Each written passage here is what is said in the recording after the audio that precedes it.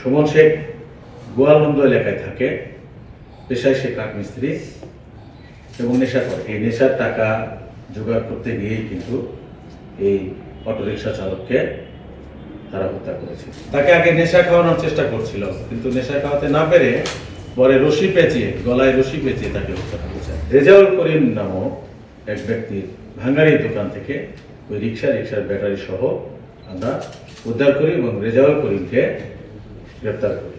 গত 31 জানুয়ারি 2025 ঈশান গোপালপুর ইউনিয়নের কাচারি টেক এলাকায়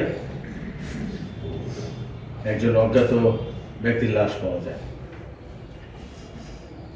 পরবর্তীতে এই লাশের কাছে একটি মোবাইল পাওয়া যায়। এই মোবাইলের সূত্র ধরে তার পরিচয় পাওয়া যায়। তার নাম ফরহাদ প্রামাণিক, পিতা সাত্তার প্রামাণিক, সাং আন্দারমানিক, থানা রাজবাড়ী, জেলা রাজবাড়ী। তো এর পরবর্তীতে 1 তারিখে আমাদের সদর থানায় অর্থাৎ কোতোয়ালি থানায় মামলা রুজু করা হয় এবং আমরা তদন্ত কার্যক্রম শুরু করি। তদন্ত কার্যক্রম চলমান থাকার এক পর্যায়ে আমরা সুমন শেখ নামে একজনকে অ্যারেস্ট করি এবং তার স্বীকারোক্তি মতে আমরা এই যে অটো চালক যে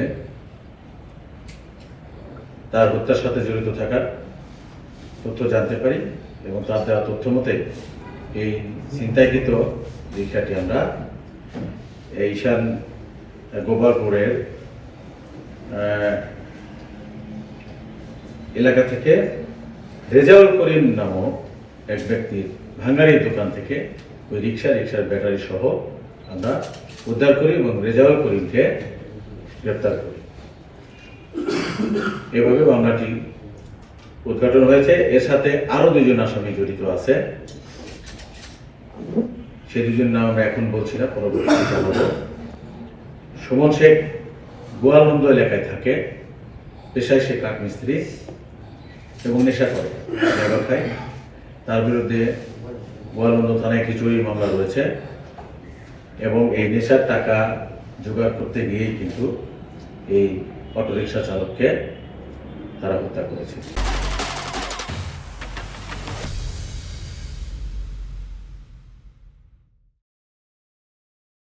তারা তাকে নিয়ে আসছে, প্রথমে বলছিল যে ভাঙ্গারির জিনিসপত্র এক জায়গা থেকে আরেক জায়গায় নিয়ে আমাদের ঈশান গোপালপুর এই যে এলাকার কথা বললাম, যে এই যে সাইজউদ্দিন মাতব্বর পাড়া রেজাউল করিমের দোকান, এটা হচ্ছে যে কাচারি টেক এলাকায় তাকে নিয়ে আসছিল। নিয়ে এসে ওইখানে তাকে আগে নেশা খাওয়ানোর চেষ্টা করছিল, কিন্তু নেশা খাওয়াতে না পেরে পরে রশি পেঁচিয়ে, গলায় রশি পেঁচিয়ে তাকে হত্যা করেছে। সেই রশিটিও আমরা জব্দ করেছি।